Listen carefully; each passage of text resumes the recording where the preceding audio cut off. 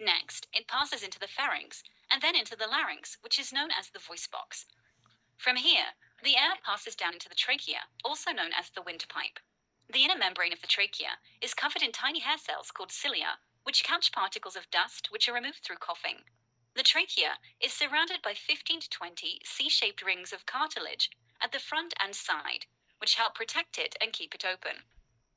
The trachea divides into two smaller tubes called bronchi, which pass air into the left and right lungs. Once inside the lung, the bronchi split several ways, forming tertiary bronchi. These continue to divide, forming bronchioles, which are narrow tubes less than 1 millimeter in diameter.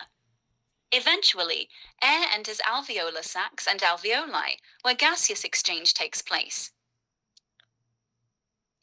तो अभी अभी हमने देखा कि ये process कैसे होता है। क्योंकि हमारा जो काढ़ायु है वो खास करके हमारे लंग्स के ऊपर काम करता है और खास करके हमारे upper respiratory tract lower respiratory tract का स्पेशलिस्ट है। तो अगर हम थोड़ा सा लंग्स को जान लेंगे तो हमारे लिए सुविधा होगी किसी को भी बताने में और समझाने में कि काढ़ायु उनके लिए कैसे फायदेमंद है और क्या क्या लाभ उन्हें दे सकता है। तो लंग हेल्थ अवेयरनेस के जरिए हम ये जानेंगे कि लंग क्या होता है, लंग करता क्या है और लंग में क्या प्रॉब्लम होती है और दवा से उसको कैसे हम राहत देते हैं अमूमन, और न्यूट्रिशनल सप्लीमेंट से या काढ़ायु से हम किस तरह की राहत दे सकते हैं। शुरू करने से पहले मैं आप लोगों को बताना चाहूँगा कि हमारे प्रोडक्ट्स किसी भी तरह की दवाई नहीं है। इसका दवाई से, इलाज से, उपचार से, किसी भी तरह की चिकित्सा से कोई लेना-देना नहीं है। हमारे प्रोडक्ट्स न्यूट्रिशनल सप्लीमेंट्स हैं और न्यूट्रिशन के ज़रिए शरीर को और इम्यूनिटी सिस्टम को सपोर्ट करने का पूरा प्रयास करते हैं। अभी लंग्स क्या है? लंग्स एक ऐसा ऑर्गन है जो कि सांस जो जो हवा के ज़रिए ऑक्सीजन को अंदर ले लेता है और कार्बन डाइऑक्साइड को बाहर छोड़ देता है। ब्लड के अंदर से जो कार्बन डाइऑक्साइड आती है, उसको भी बाहर छोड़ता है और हवा के ज़रिए जो कार्बन डाइऑक्साइड शरीर के अंदर गई है, उसको भी बाहर छोड़ने का काम करता है। अब लंग की प्रॉब्लम क्या है? यही काम ऑक्सीजन को अंदर लेने का और कार्बन डाइऑक्साइड को बाहर छोड़ने का। ये काम अगर सही तरीके से नहीं हो पाता है, तो उसको लंग की प्रॉब्लम कहते हैं। वो किस कारण से नहीं हो पाता है, बहुत सारे अलग-अलग कारण हैं, जिसको हम लोग समझेंगे। ये कुछ-कुछ आपके पूरे के पूरे लंग्स के पार्ट्स हैं। Nasal cavity, pharynx, larynx, trachea, bronchi और अ, और उसके अलावा एल्वियोली। ये हमने अभी वीडियो में भी देखा। अलग-अलग पार्ट्स हैं। इन पार्ट्स में से किसी भी पार्ट में अगर कोई प्रॉब्लम हो जाए, तो धीरे-धीरे करके पूरी असुविधा हमारे पूरे फेफड़े में हो जाती है। तो हम अगर इन सारे पार्ट्स को अगर सही रखेंगे, इन्फेक्शन से दूर रखेंगे, तो किसी भी तरह की असुविधा हमें होगी नहीं। अब प्रोसेस क्या है, जब हम साँस लेते हैं, तो ऑक्सीजन अंदर जाता है और एल्वियोली जो है वो मतलब ऑक्सीजन को ट्रैप कर लेती है। ऑक्सीजन को अपने अंदर एक चुंबक जैसे लोहे को चिपका लेता है, वैसे ही ऑक्सीजन चिपका लेता है। एल्वियोली ऑक्सीजन को चिपकाती है और बाकी की गैस जो है बाहर निकल जाती है। और कार्बन डाइऑक्साइड जो ब्लड के ज़रिए, डीऑक्सीजनेटेड ब्लड के ज़रिए जो आया, वो भी आपके फेफड़े के ज़रिए शरीर के बाहर निकल जाता है। ये हमने अभी वीडियो देखी थी।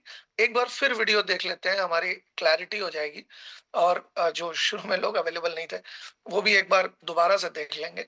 तो दोबारा देखने पर you received a request to record. Sir, ये ऑलरेडी रिकॉर्डेड है, टेंशन की कोई बात नहीं है।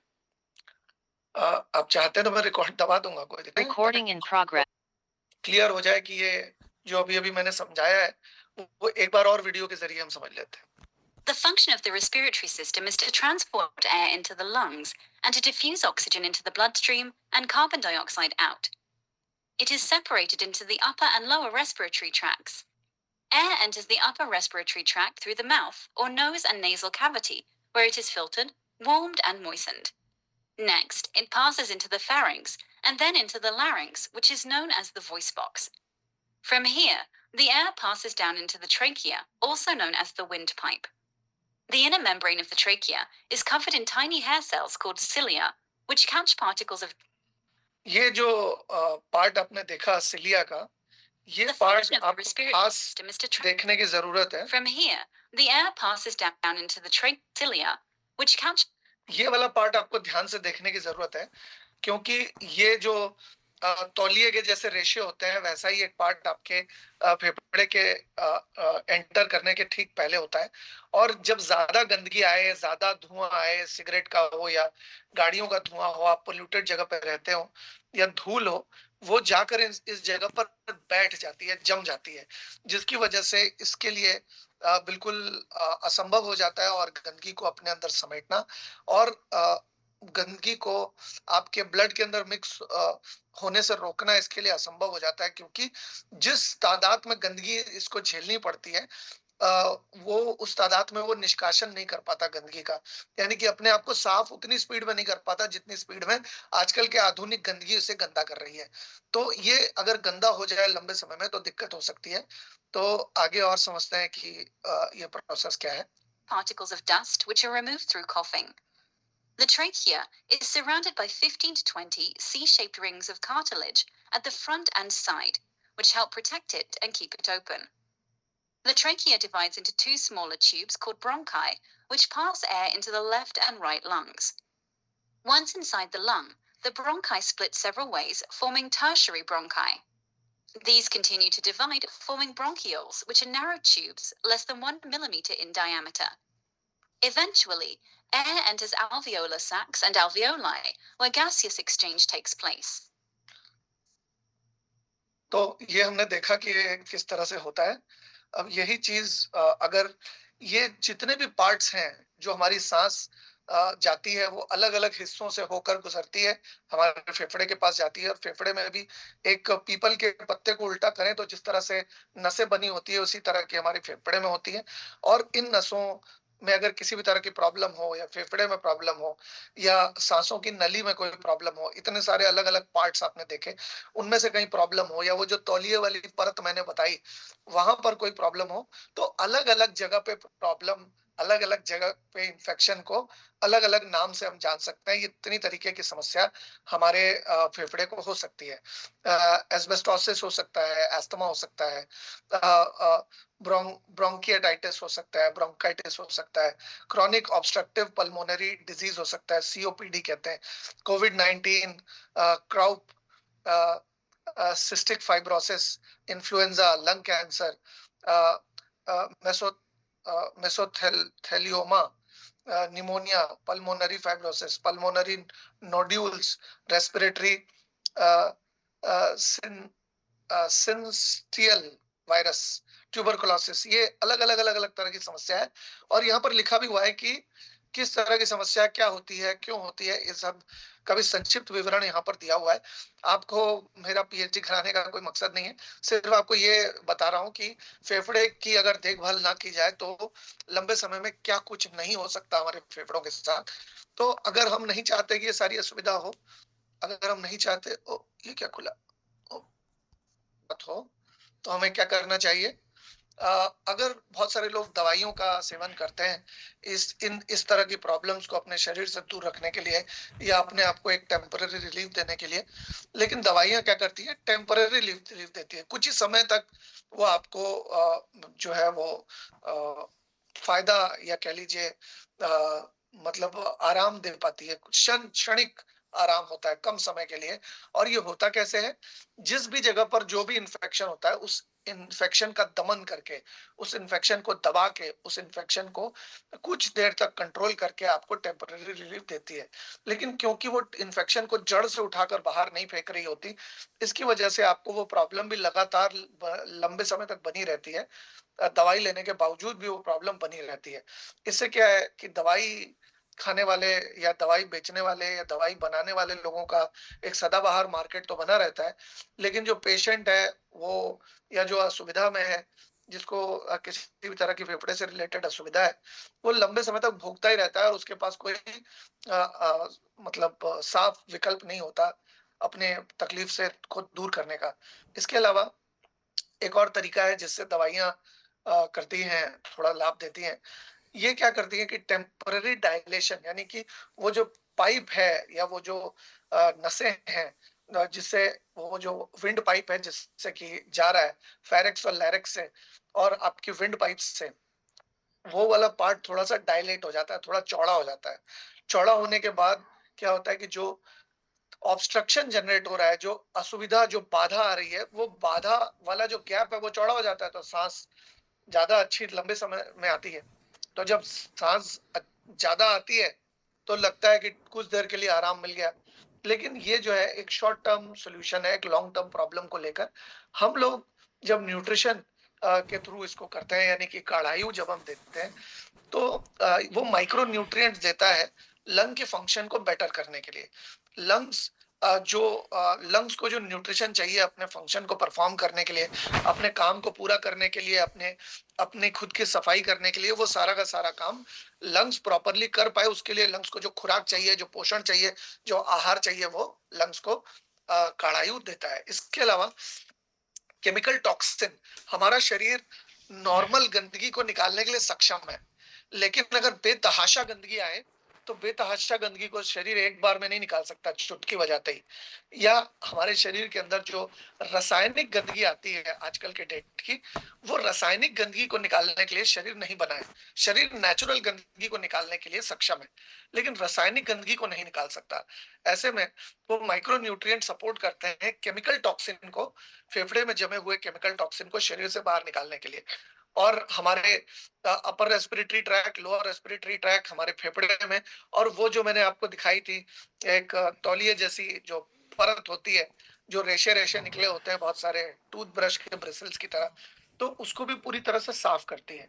जब एक बार वो अच्छी तरह से साफ हो जाती है, तो जो प्रॉब्लम का कारण है, क्योंकि जहां होगी गंदगी वहां आएंगे कीटाणु, और जहां आएंगे कीटाणु वहां आज नहीं तो कल चल के बीमारी जरूर आएगी। ऐसे में अगर हम फेफड़े को पूरी तरह से क्लीन कर दें, अच्छी तरह से साफ कर दें, एकदम चकाचक कर दें, तो ना रहेगी गंदगी, ना आएंगे कीटाणु, ना आएगी बीमारी।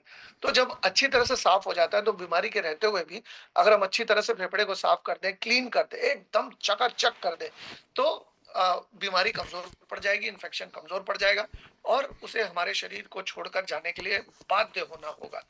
इसके अलावा इम्यूनिटी को बूस्ट करते हैं कार्डायू के 18 अलग-अलग इंग्रेडिएंट्स, और ऑक्सीजन को बेहतर तरीके से एब्जॉर्ब करने में शरीर की मदद करते हैं। अभी देखिए, ऑक्सीजन के ज़रिए अगर कोई भी गंदगी आपके शरीर के अंदर, ब्लड के अंदर मिक्स हो गई, तो वो गंदगी जिस-जिस ऑर्गन में जाएगी, वहाँ-वहाँ तहलका मचाएगी, जहाँ-जहाँ जाएगी, वहाँ-वहाँ नुकसान पहुँचाएगी। तो आपके गंदगी ब्लड के ज़रिए, ऑक्सीजन के ज़रिए ब्लड तक ना पहुँचे, ये काम आपके फेफड़े का है। लेकिन उसकी जो कार्य क्षमता थी, उससे ज़्यादा गंदगी आज के डेट में उसको हम देते हैं, चाहे वो किसी भी तरह की गंदगी हो। आप देखिए कि अ, अगर कहीं सूरज की रोशनी आ रही है और वहाँ पर आप एक कपड़े को झाड़िए, आप देखेंगे कि वो सूरज की रोशनी में जो, मतलब कपड़े से जो धूल निकली आपके झाड़ने के बाद, वो धूल की कुछ कणों पर पड़ रही है, और वो धूल की कण कण आपको नजर आ रहे हैं। तो ये तो वो कण हैं जो सूर्य की रोशनी पड़ने पर हमें नजर आ गए। लेकिन ऐसे अदृश्य कण बहुत सारे हैं जो फेफड़े में जाने अनजाने में हमारे डेली बेसिस पे जाते हैं।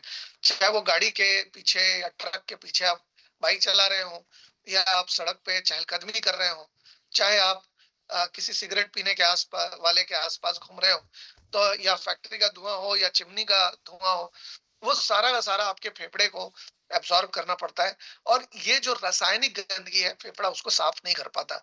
इसकी वजह से बाहरी सहायता की उसे जरूरत पड़ती है। तो क्लीन फंक्शनल एनवायरनमेंट लंग्स के लिए पैदा करता है कार्डायू। इसके अलावा किसी भी तरह के मतलब संभावित खतरे से आपके फेफड़े को बचाता है। तो ये सारा रेनेटस के कार्डायू का प्रभाव है। ये शरीर के साथ कोई जबरदस्ती नहीं करता, ये शरीर को सपोर्ट करता है अपना क्लीनिंग का फंक्शन करने के लिए, खास करके फेफड़े को।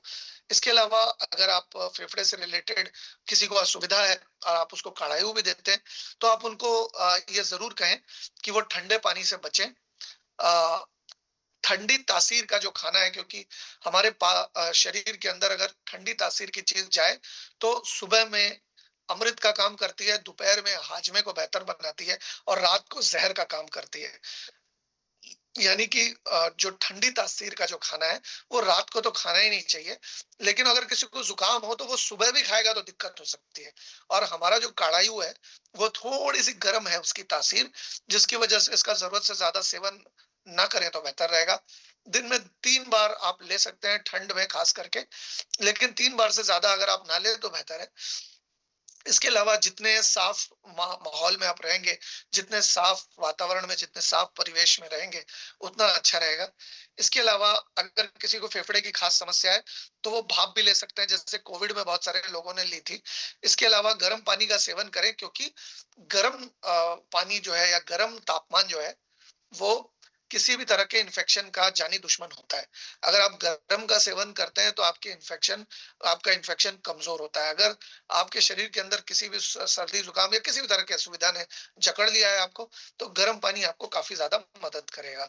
इसके अलावा जितना हो सके हाइजीन मेंटेन करें और डीप ब्रीदिंग प्रैक्टिस करें। फेफड़े की भी बहुत सारी एक्सरसाइजेस होती है। लंबी सांस लेकर रोकना, फिर लंबी सांस छोड़ के रोकना, या ऐसे लंग्स को मतलब लंग्स की मसल की एक्सरसाइज बहुत सारी होती हैं। ये कभी फिजिकल प्रोग्राम में डिटेल में बताई जा सकती है, लेकिन क्या है कि फिजिकल प्रोग्राम में भी समय लिमिटेड होता है, तो उसमें भी काफी सारी जानकारी हमें देनी होती है, जिसकी वजह से ये करना थोड़ा मुश्किल हो जाता है हमारे लिए। तो हम लोग अभी कि काढ़ाई में जो 18 इंग्रेडिएंट्स होते हैं, वो क्या करते हैं, अलग-अलग तरीके से हमारे फेफड़े के अलग-अलग हिस्से को साफ करने में मदद करते हैं, और हमारे फेफड़े के अलग-अलग हिस्से की सर्विसिंग करते हैं, उसको साफ रखने में मदद करते हैं, और दोबारा गंदगी ना आए, इस चीज को सुनिश्चित करते हैं। किसी भी तरह के इन्फेक्शन का प्रभाव को कम करने में, या अगर कोई भी बीमारी, कोई भी अगर पैदा हो रही है, किसी भी तरह का इन्फेक्शन अगर जड़ पकड़ रहा है, तो उसको जड़ ना पकड़ने देना और उसको शरीर से बाहर निकाले, ऐसी परिस्थिति तैयार करने में मदद करती है। इसके अंदर अश्वगंधा होता है, जो वाइटालिटी और स्टैमिना को बढ़ाता है। हमारे फेफड़े को भी स्टैमिना चाहिए। मान लीजिए आपने 100 मीटर की दौड़ लगाई, बहुत तेज तेज आप सांस लेते हैं, फेफड़े की जितनी अच्छी आपकी सफाई हुई हुई होगी, फेफड़ा जितना अच्छी कार्य क्षमता होगी उसकी, उतना ज्यादा अच्छा आपको सर्विस दे पाएगा। ऐसी ऐसी स्थिति में टर्मरिक आपके एंटी प्रॉपर्टीज बहुत सारी होती है उसके अंदर।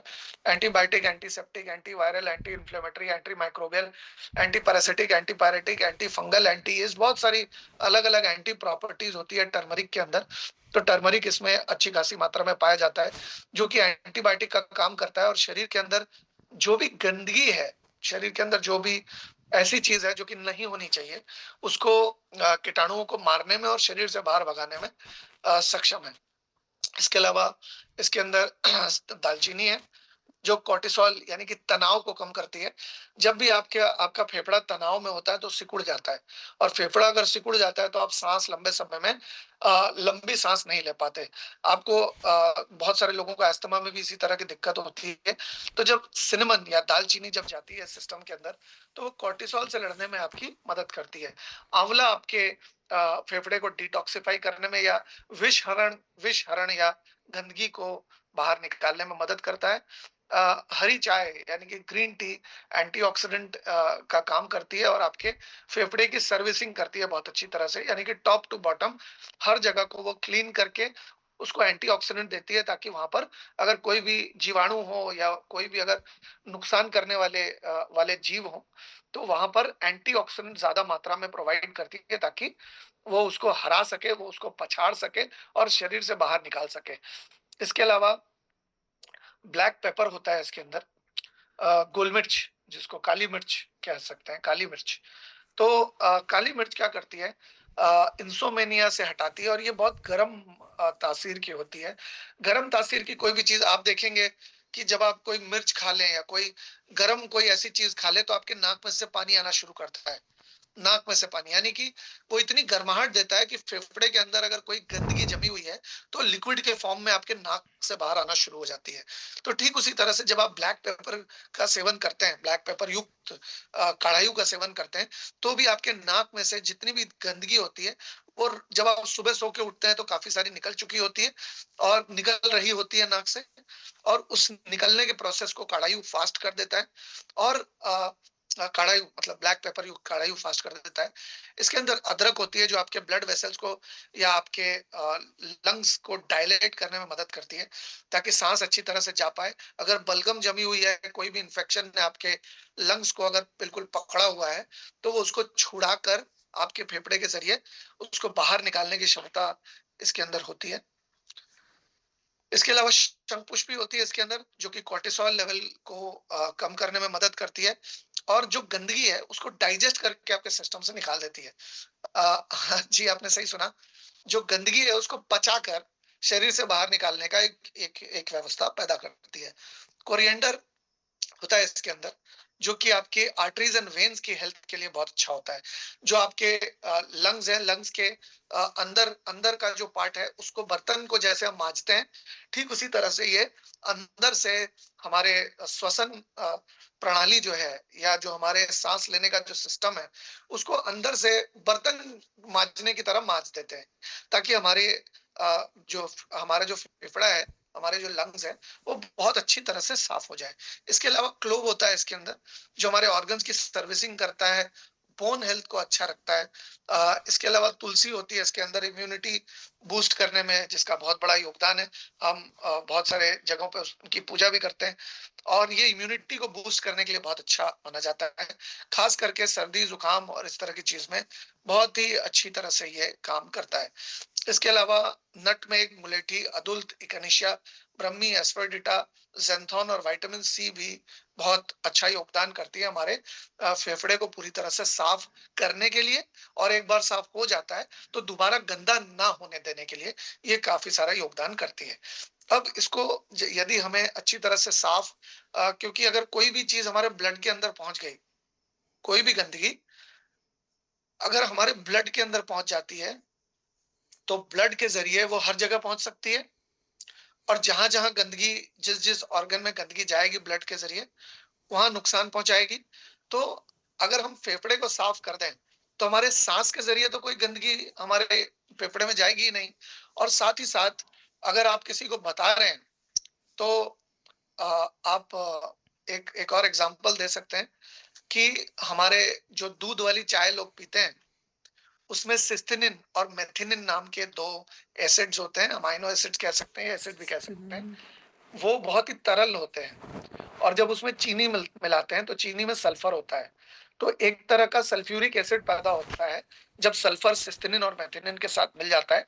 और बहुत सारे लोग, जो लोग चाय पीते हैं, उनको खट्टी डकारें या फेफड़े में जलन, या ये जो फूड पाइप है या विंड पाइप है, यहाँ पे इस जगह पर जलन काफी महसूस होती है। ये वाला जो एरिया है, ये वाला पूरा पोर्शन है, यहाँ पे जलन काफी होती है। तो अगर आप इस जलन से बचना चाहते हैं, तो आप दूध की चाय को अगर आप हटाकर उसकी जगह पर काढ़ायु का सेवन करें, तो इससे का खासा लाभ आपको मिल सकता है। अगर आप इसको लेते हैं तो आपको तकरीबन तकरीबन, मैं समझता हूँ कि एक पाउच में 3 बना सकते हैं अगर आप क्वांटिटी कम लेते हैं तो ऐसे में 10 रुपए का 1 कप बनेगा, आप एमआरपी पे अगर देखें तो, जो कि काफी किफायती है। और वैसे कहते हैं कि जो कालिदास था, वो जिस डाल पे बैठा था, उसी डाल को काट रहा था। इसकी वजह से उसको महामूर्ख कहा जाता है। लेकिन हम, जो शरीर इतना मेहनत करके कमा के लाया, इतना पसीना बहा के, इतना खट के, इतना ट्रैवल करके, इतना दिमाग लगा के, इतना मेहनत करके, उसी शरीर से कमाए हुए उन्हीं पैसों से हम शरीर को अलग अलग तरह की गंदगी देते हैं, अलग अलग तरह का नशा का सेवन बहुत सारे लोग करते हैं। तो अगर काढ़ायु का सेवन कोई करता है, तो उस तरह के नशे से होने वाले नुकसान से भी काफी हद तक अपने आप को सुरक्षित रख सकता है, बचा सकता है। अब काफी हद तक बचा सकता है का ये मतलब नहीं है कि अगर आप काढ़ायु ले रहे हैं तो आपको जिंदगी में कुछ और होगा ही नहीं, ऐसा नहीं है। क्योंकि अगर आप किसी भी चीज में ज्यादती कर देंगे, तो काढ़ायु भी आपको एक लिमिट तक ही बचा पाएगा। लेकिन ज्यादातर छोटी मोटी समस्याओं से काढ़ायु आपको बचा सकता है।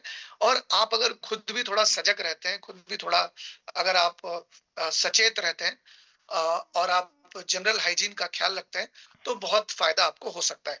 और अगर आप दूध की चाय बदल के अगर आप काढ़ायु का सेवन करते हैं, तो आपको ये जो खट्टी डकारें आती हैं, या यहाँ पर फूड पाइप में एसिडिटी होती है, वो समस्या आपको नहीं होगी।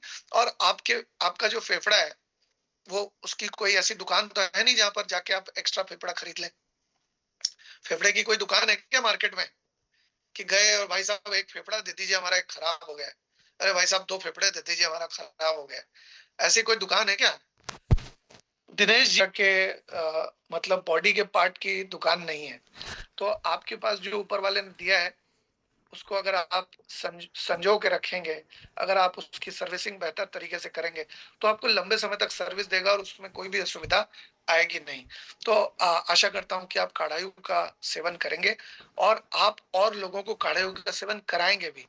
आप कभी भी देखिए कि बोली हुई बात से एहसास की हुई बात और देखी हुई बात का ज़्यादा प्रभाव पड़ता है।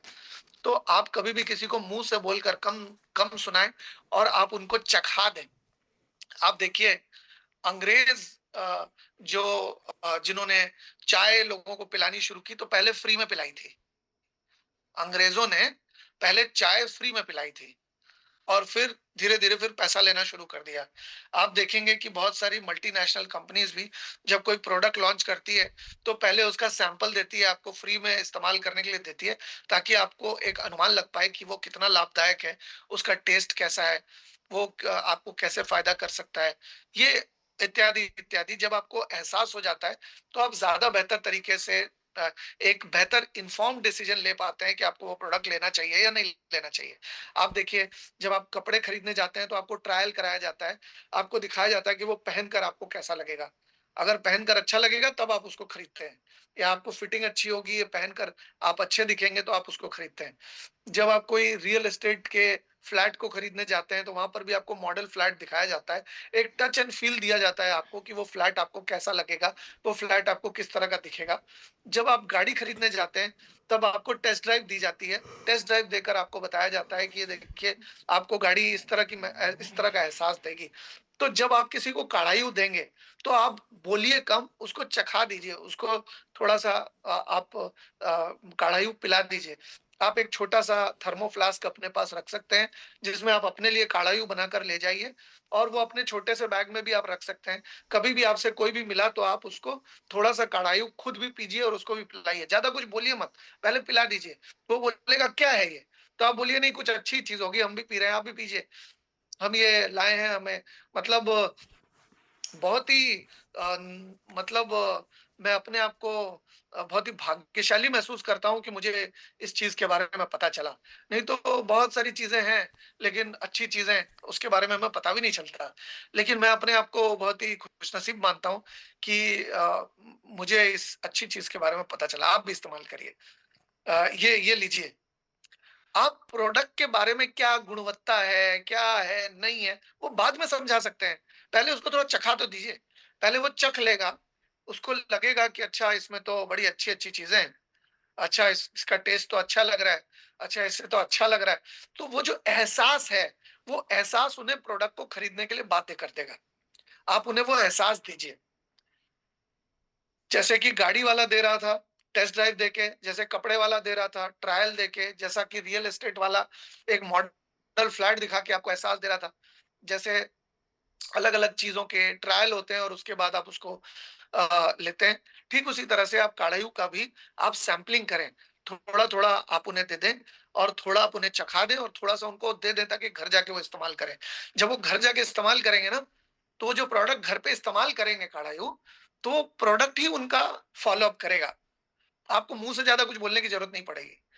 आप उनको दीजिए और वो फिर उसके बारे में उनकी खुद की जो जिज्ञासा है वो पैदा हो जाएगी और जिज्ञासा पैदा हो जाएगी तो आपसे जानना चाहेंगे, समझना चाहेंगे कि ये क्या है, कैसे फ़ायदा करती है, आपको कैसे पता चला, इत्यादि, इत्यादि और आप उनको प्रोडक्ट बड़ी आसानी से बिना बहुत ज़्यादा कुछ समझाए दे सकते हैं। लोग पीछे अक्सर इसलिए हटते हैं सेल्स में क्यों या जब उनको प्रोडक्ट समझाया जा रहा होता है तो पीछे इसलिए हटते हैं क्योंकि लोगों को लगता है कि उन्हें कुछ बेचा जा रहा है। लोगों को लगता है उनके साथ ज़बरदस्ती होगी, उनको कुछ जबरन समझाया जाएगा, उनको कन्विंस किया जाएगा, उनको बार-बार कहा जाएगा, उनको उनके पीछे लगा जाएगा। इसकी वजह से लोग अमूमन पीछे हटना शुरू करते हैं। लेकिन जब आप किसी को प्रोडक्ट चखा देंगे और प्रोडक्ट उन्हें जम जाएगा, प्रोडक्ट उन्हें अच्छा लग जाएगा, प्रोडक्ट उन्हें भा जाएगा, तो फिर वो खुद चलाकर आपसे पूछेंगे और जब वो खुद इच्छुक हो जाते हैं जानने के लिए, जब उनकी खुद की स्व इच्छा होती है जानने के लिए, तब वो पीछे नहीं हटते, वो जानने की इच्छा रखते हैं और उनको आसान हो जाता है कन्विंस करना। तो आप ज़्यादा से ज़्यादा लोगों को प्रोडक्ट की सैंपलिंग कीजिए, ज़्यादा से ज़्यादा लोगों को प्रोडक्ट चखाइए और डेमो देने का मतलब भी यही हुआ कि आप थोड़ा-थोड़ा आप उनको चखा दे रहे हैं। जब आप प्रोडक्ट को बताते हैं मुँह से, तो सामने वाला एक परिकल्पना बनाता है अपने दिमाग में कि ऐसा होगा, वैसा होगा, ऐसा भी हो सकता है, वैसा भी हो सकता है। क्योंकि आपने जो बोला, उसके आधार पे सामने वाले ने एक परिकल्पना बनाई, उसने एक अनुमान लगाया कि प्रोडक्ट कितना अच्छा होगा। आपने जो बोला, उसके आधार पे आपका संभावित ग्राहक एक अनुमान लगाता है कि प्रोडक्ट कैसा हो सकता है। अनुमान ही लगा सकता है। आप खुद ही बताइए कि जब वो प्रोडक्ट इस्तेमाल करेगा तब ना उसको फ़ायदा होगा। फ़ायदा तो उसके गले के नीचे प्रोडक्ट उतरा ही नहीं, तो फ़ायदा तब तक उसको समझ में कैसे आएगा? अभी तक जो वो आपसे आपकी बात मान रहा है, आपकी बात सुन रहा है, वो आपका विश्वास ही खरीद रहा है। वो आपने जो बताया, वो जिस तरीके से बताया, वो उसे कितना अच्छा समझ में आया, वो आपकी बातें ही खरीद रहा है। जब गले के नीचे जाएगा तब ना उसको पता चलेगा कितना अच्छा है। सटीक पता चलेगा, अच्छी तरह से पता चलेगा। लेकिन जब तक उसे पता नहीं चल जाता, जब तक वो इस्तेमाल नहीं कर लेता, तब तक तो लाभ उसको हुआ नहीं है। अभी तक तो लाभ की संभावना खरीद रहा है। तो आप जो लाभ की संभावना सामने वाले को बता रहे हैं, वो कम से कम अच्छी तरह से बताइए। और लाभ की संभावना बताने का सबसे अच्छा, सबसे कारगर तरीका यह है कि आप थोड़ा-सा उन्हें चखा दीजिए, थोड़ा-सा उन्हें पिला दीजिए। ये तो अच्छी चीज़ है, ये आप पिला भी सकते हैं। तो ये जब आप पिला देंगे तो उन्हें एग्जैक्टली पता चल जाएगा कि प्रोडक्ट कैसा है। आपको बहुत ज्यादा लेक्चर करने की जरूरत ही नहीं है, बहुत ज्यादा लंबा चौड़ा भाषण नहीं देना है, बहुत ज्यादा कन्विंस नहीं करना है। बहुत सारे लोग हमारे डायरेक्ट सेलिंग के काम से, हमारे प्रोडक्ट बेस्ड काम से इसलिए भी पीछे हटते हैं क्योंकि उन्हें लगता है कि अगर वो ज्वाइन कर लेंगे तो उन्हें भी लोगों को समझाना होगा, उन्हें भी लोगों को पकड़ना होगा, उन्हें भी लोगों को कन्विंस करना होगा, उनके पीछे पड़ना होगा। लेकिन जब आप उनके पीछे पड़ेंगे ही नहीं, जब आप उनको ज्यादा कन्विंस करेंगे ही नहीं, तो उन्हें लगेगा यार ये तो बड़ा आसान काम है, मैं खुद तो पीऊंगा ही, मुझे तो फायदा होगा ही, और मैं 4 लोगों को पिला दूंगा, उसमें से 1 या 2 लोग इसको लेना चाहेंगे तो उन्हें दे दूंगा। ज्यादा कुछ बोलना नहीं, बिना बोले काम हो जाएगा। जहां बिना बोले काम हो रहा है, वहां ज्यादा बोलने की जरूरत ही क्या है?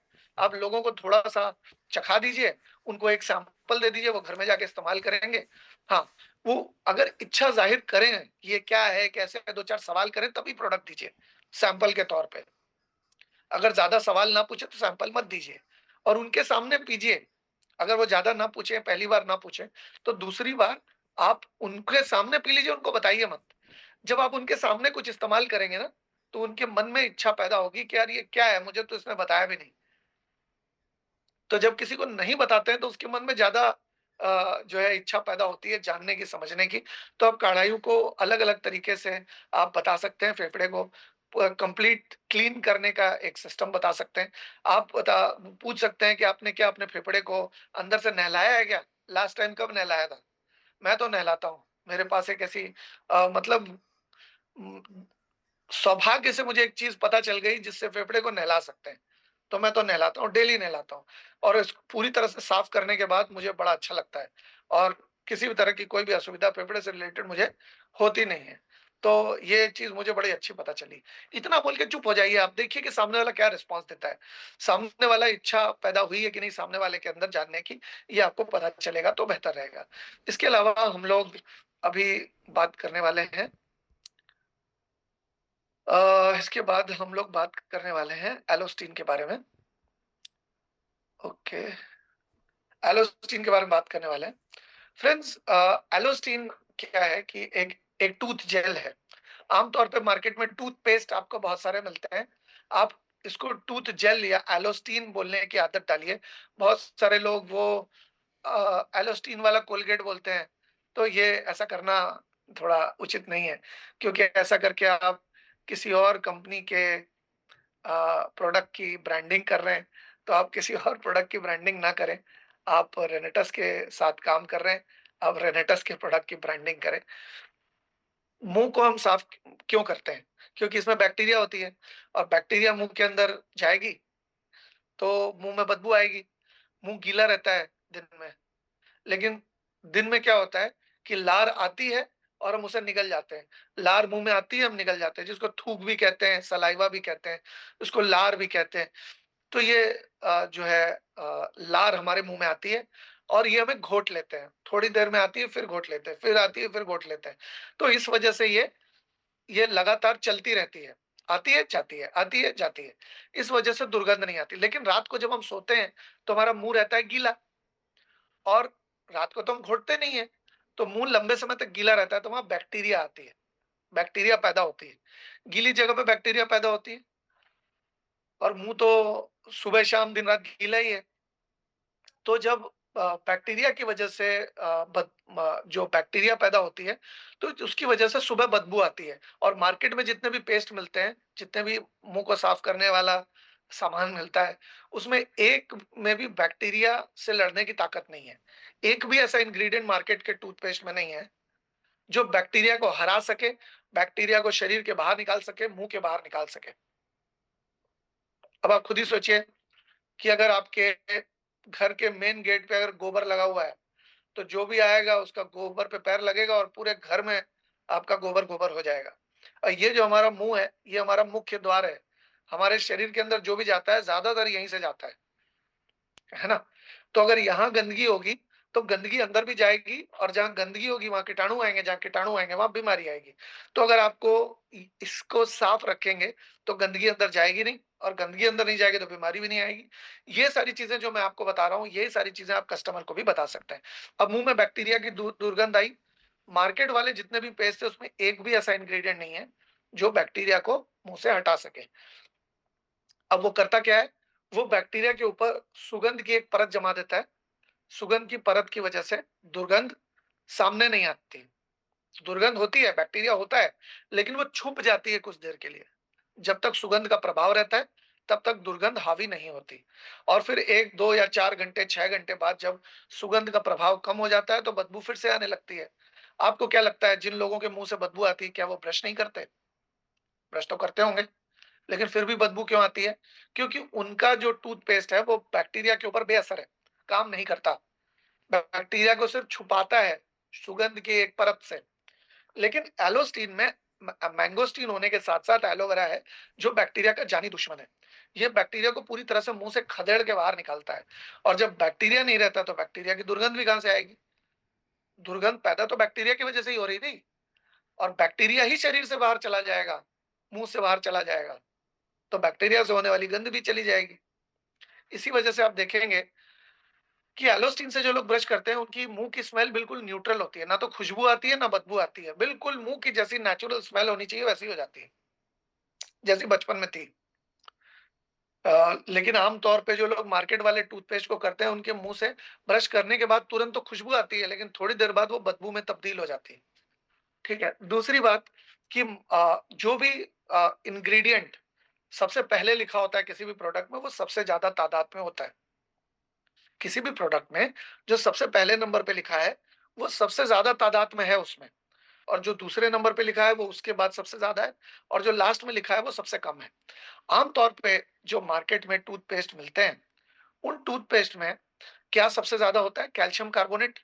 कैल्शियम कार्बोनेट यानी कि चॉक या चूना, ये सारी चीज़ें आप कस्टमर को भी बता सकते हैं और आप गूगल पे उनको दिखा भी सकते हैं कि देखिए इसमें लिखा हुआ है कैल्शियम कार्बोनेट और ये चॉक या चूना है। तो चूने की प्रवृत्ति क्या है? चूने की प्रवृत्ति घिसने की है या फाड़ने की है। अगर अ, चूने च अगर किसी भी प्रोडक्ट में सबसे ज़्यादा चूना है, तो आपने चूना ही खरीदा और आपको चूना ही लगा, तो आप चूना क्यों खरीद रहे हैं? 200 250 ग्राम चूना 70-80 रुपए में क्यों खरीद रहे हैं? बहुत महँगा है। आप और चूने से अगर आप रगड़ेंगे, तो इससे आपके दाँत का एनामल घिस जाएगा। हमारे एलोस्टीन में किसी भी तरह का कोई भी कैल्शियम कार्बोनेट नहीं है और इसमें एलोवेरा होने की वजह से इसमें ज़ेंथॉन्स मैंगोस्टीन युक्त ज़ेंथॉन युक्त मैंगोस्टीन होने की वजह से ये दाँत के एनामल को अच्छी तरह से साफ करता है और साफ करने के बाद गंदा नहीं होने देता है, एनामल की सर्विसिंग करता है। इसके अलावा कोई अगर नशे का सेवन कर रहा है, तो नशे के सेवन से होने वाले नुकसान को काफ़ी हद तक रोकने में मददगार है। हमारे दाँत के एनामल को पॉलिश करता है, स्क्रब करता है, डिटॉक्सिफ़ाई करने में मदद करता है निकोटीन को और एलोवेरा में केराटोलिटिक इफ़ेक्ट होता है, जो कि हमारे दाँतों को, मसूड़ों को रिपेयरिंग करने में भी मदद करता है। केराटोलिटिक इफ़ेक्ट का क्या मतलब हुआ कि शरीर में एक क्षमता होती है कि पुरानी सेल्स को जो मर गई हैं सेल्स को उनको हटा देता है और उनकी जगह पर ताज़ा नई सेल्स को पैदा करता है, नई सेल उसकी जगह पे रिप्लेस कर देता है। तो ये जो प्रोसेस है, ये एलोवेरा के प्रभाव से, एलोवेरा के प्रेज़ेंस से बहुत तेज़ हो जाता है, जिसकी वजह से अगर मान लीजिए मसूड़े में कोई समस्या है, दाँत में कोई समस्या है, तो जल्दी से जल्दी उसकी रिपेयरिंग होना संभव हो पाएगी, अगर एलोवेरा युक्त एलोस्टिन से अगर आप मंजन कर रहे हैं तो। अब आप अगर किसी के साथ ट्रैवल करें, तो आप थोड़ा-सा एलोस्टिन उसे दे सकते हैं ब्रश करने के लिए। आप इसे करें और आप थोड़ी-थोड़ी सैंपलिंग इसकी कर सकते हैं। आप तुरंत उनको ब्रश करने को दे सकते हैं अगर आप किसी के साथ ट्रैवल कर रहे हैं तो। या मैं तो बहुत समय पहले ऐसा करता था कि मैं एलोस्टिन किसी को दे देता था और कहता था 1 हफ्ते इसको इस्तेमाल कर लो, 1 हफ्ते के बाद मैं वापस ले लूँगा। 1 हफ्ते के बाद अगर आपको नहीं जमता है तो मैं वापस ले लूँगा। मैंने देखा कि मेरे पास एक भी एलोस्टिन वापस नहीं आया। अगर मैं किसी को नया सील पैक डब्बा देता हूँ, दिखाना है, तो मुझे तो अगर वो वापस देता भी है तो मुझे तो काम ही आ जाएगा, कि मैं घर पे भी इस्तेमाल कर रहा हूँ, मैं सैंपलिंग भी कर रहा हूँ, मैं डेमोंस्ट्रेशन भी दिखा रहा हूँ। अच्छा, इसके इसका एक डेमोंस्ट्रेशन भी होता है, वो मैं आपको बता देता हूँ। आप अगर मान लीजिए मार्केट से माँ का भरोसा ले लेते हैं थोड़ा-सा, है ना? माँ का भरोसा सफ़ेद रंग वाला, सी से नाम शुरू होता है और लास्ट में गेट आता है उसके। नाम नहीं ले रहा मैं, आप समझ जाइए। लास्ट में गेट किस मंजन के आता है और सी से शुरू होता है।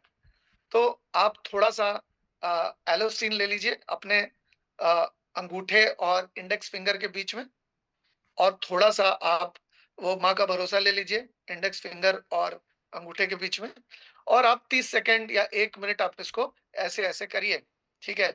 और ऐसे-ऐसे करने के बाद 1 मिनट के बाद या 30, 35, 45 सेकंड के बाद, 1 मिनट के बाद, 1.5 मिनट के बाद आप नॉर्मल पानी में उसको धो लीजिए और धोने के बाद उसको कपड़े से पोंछ लीजिए। अब जिसने ऐसे किया है, कस्टमर से ही करवाइए, आप खुद मत करिए। ये जो एहसास है, शारीरिक एहसास है, ये आप कस्टमर को देना चाहेंगे। तो जब वो ऐसे-ऐसे करेगा, तो आप उसे बोलिए कि सॉफ्ट कौन-सा लग रहा है और खुरदुरा कौन-सा लग रहा है। तो वो बोलेगा कि माँ का भरोसा जहाँ लगाया था, वहाँ खुरदुरा लग रहा है और जहाँ पर एलो स्टील लगाया था, वहाँ सॉफ्ट लग रहा है। अब हम उन्हें कहेंगे कि देखिए, ये जो है, ये जो चमड़ी है, ये हमारी शरीर की दूसरी सबसे सख्त चमड़ी है। हमारी हमारे पैर का जो तलवा है, वो हमारे शरीर की सबसे सख्त चमड़ी है और दूसरी सबसे सख्त चमड़ी है हमारे हाथ हाथ की हथेली। अगर हाथ की हथेली को 1 से 1.5 मिनट के अंदर-अंदर अगर ये माँ का जो भरोसा है, वो घिस दे रहा है, खुरदुरा बना दे रहा है, तो आप सोचिए दाँत का क्या हाल करता होगा। हम बचपन से कर रहे हैं इसको, बचपन से रगड़ रहे हैं इसको।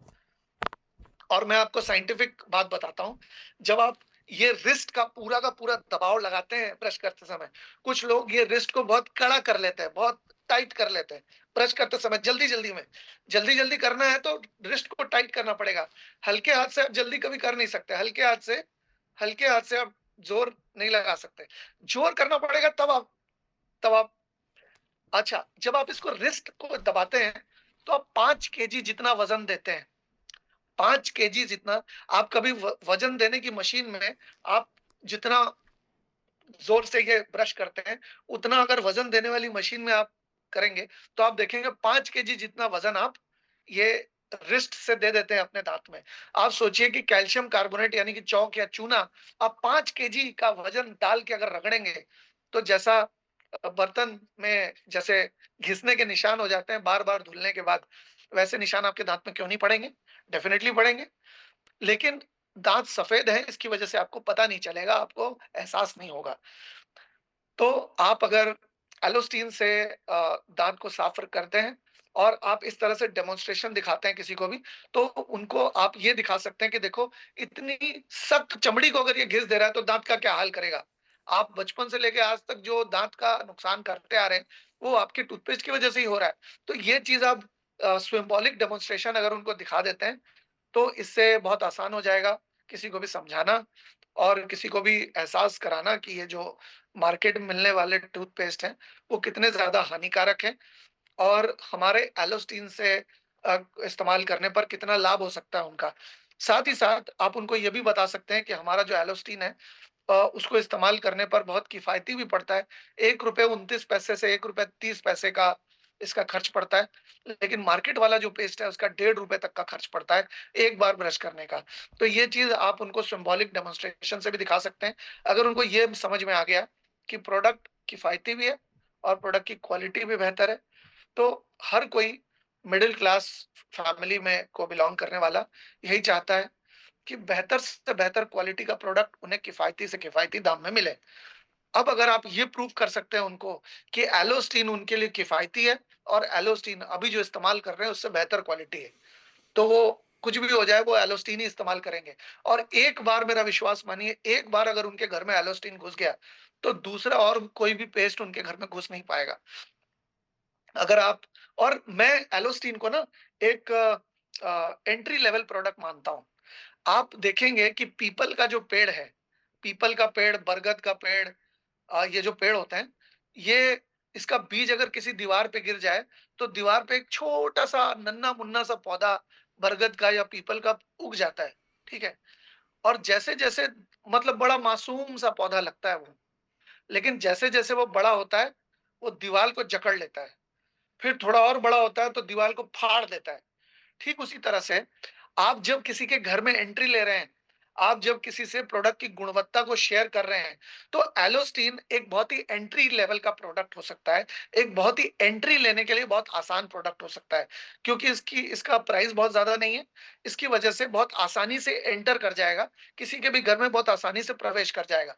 और ये पहला प्रोडक्ट अगर आप देते हैं, जिससे कंपनी के ऊपर, जिससे प्रोडक्ट की क्वालिटी के ऊपर, आपके ऊपर ग्राहक को विश्वास हो जाता है, तो उसके बाद दूसरे, तीसरे, चौथे, 5वें प्रोडक्ट के ऊपर विश्वास दिलाना आपके लिए मुकाबले में आसान हो जाएगा।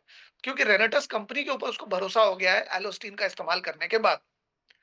तो जब वो इस्तेमाल करके भरोसा आ जाएगा, तो फिर दूसरे प्रोडक्ट को वो ज़्यादा सवाल-जवाब नहीं करेगा। उसे पता होगा कि ये रेनेटस का एलोस्टीन मैं यूज़ कर रहा हूँ, वो मुझे अच्छा लग रहा है, तो मुझे काढ़ायु भी अच्छा लगेगा। अगर मैं एलोस्टीन काढ़ायु यूज़ कर रहा हूँ, तो फिर मैं नोवा लूँगा तो वो भी अच्छा लगेगा, इम्यूज़ेंट लूँगा तो वो भी अच्छा लगेगा।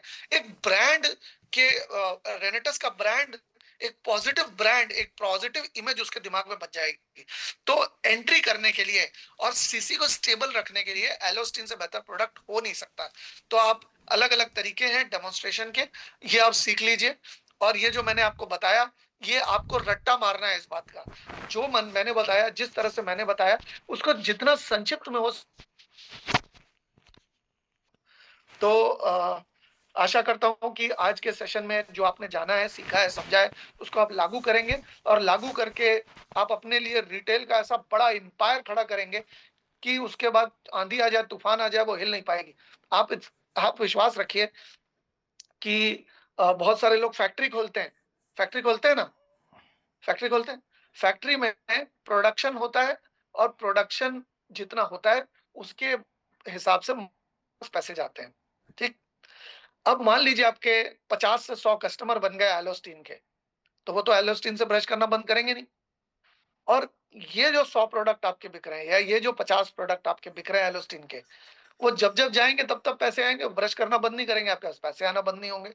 वो कढ़ाई यूज़ करना बंद करेंगे, आपके पास पैसे आना बंद नहीं होंगे। तो इसके आप जितने ज़्यादा ग्राहक बनाते हैं, आपका बिज़नेस उतना चट्टान की तरह मज़बूत होगा और आप जो चीज़ करते हैं, वही आपकी डाउनलाइन भी कॉपी करती है, क्योंकि ये कॉपी करने का बिज़नेस है। तो जब तक आप कस्टमर नहीं बनाते, आपकी टीम में कोई भी नहीं बना पाएगा। तो आपके ऊपर ये दारोमदार रहता है कि आप अपने कितने कस्टमर्स बनाते हैं। अगर आप ज़्यादा कस्टमर्स बनाएँगे, तो आपकी टीम में भी ज़्यादा से ज़्यादा लोग कस्टमर्स बनाएँगे और आपका एक लेवल होने के बाद वो लेवल कभी भी नीचे नहीं गिरेगा। वो लेवल हमेशा ऊपर की तरफ जाएगा, क्योंकि लोग जो इस्तेमाल कर रहे हैं वो इस्तेमाल करना तो बंद करेंगे नहीं। तो ये इसी के साथ मैं अ आज का ये वक्तव्य अपना यहाँ पर विराम देता हूँ। मैं चाहूँगा कि शशि सर दोबारा हमारे बीच आ जाएँ। मैं उनको होस्ट बना देता हूँ। सर और लागू करके अपने बिज़नेस में नए कीर्तिमान को स्थापित करेंगे। रॉकिंग रेडस अनंतकाल तक रॉक करेगा रहने। Thank you so much sir. Rocking है, है तो मतलब कि दो प्रोडक्ट, लेकिन जिस तरीके से डीपली नॉलेज आपने उसको यहाँ पे डिलीवर्ड किया है एकदम गहराई तक, वाकई में माइंड माइंड ब्लोइंग रही। और आपकी आपकी जान मतलब क्या सकता है, आपकी पहचान ही इसी चीज से होती है। यस, एक मिनट सर, मैं आपको अनम्यूट कर रहा हूँ। Yes sir. ओके। सत सैया के दोहे ज्यो नाविद के तीर देखन में छोटन लगे घाव करत हाय गंभीर। हाय, क्या बात है, क्या बात है। बहुत ही शानदार, बहुत ही मार्वेलस। वाक़ई में सर कि आपको जाना ही इसलिए जाता है कि आप मतलब जैसे हमारा रेनेटस वेलनेस में जितने भी प्रोडक्ट्स हैं, वो सेलुलर लेवल सेल्स पे जाके काम करते हैं, वैसे ही आप डीप सेल्स के लेवल की बात करते हैं, हर प्रोडक्ट की। तो वाक़ई मार्वेलस आज की ट्रेनिंग रही और उम्मीद नहीं पूरा विश्वास है कि आज जिन लोगों ने इस मीटिंग को अटेंड किया है, वो डेफ़िनेटली बहुत कुछ यहाँ से हासिल करके जा रहे हैं। और रिटेल के बारे में जैसे आपने किया कि हर घर में ये एक छोटा-सा पेस्ट अगर एक बार हम एंटर करेंगे और एंटर 100% होगा, दुनिया के कोई भी ऐसा घर नहीं है जिसमें अगर हम इस तरीके डेमोन्स्ट्रेशन करके या एक्सप्लेन करके लोगों को इसके बारे में बताएं तो वो सेल आउट ना हो। तो ये सारी चीजें जिस तरीके से आपने डिलीवर्ड करी, तो सर वाकई hats off to you. Thank you so much. ऐसे ही आप हमें टाइम देते रहें, हम सबकी टीम को गाइड करते रहें। हम सब लोग इस बात की प्रॉमिस करते हैं कि आपकी गाइडलाइन पे, आपकी गाइडेंस पे हम लोग बहुत अच्छी तरीके से काम करेंगे, वर्कआउट करेंगे और पूरे हिंदुस्तान के अंदर एक बेहतरीन टीम बना के एक बेहतरीन रिजल्ट रिस्पॉन्स दे के काम को आगे बढ़ाएंगे। तो thank you so much Parvesh Naga sir, आपका बहुत बहुत शुक्रिया, दिल से शुक्रिया। और सभी साथियों से मैं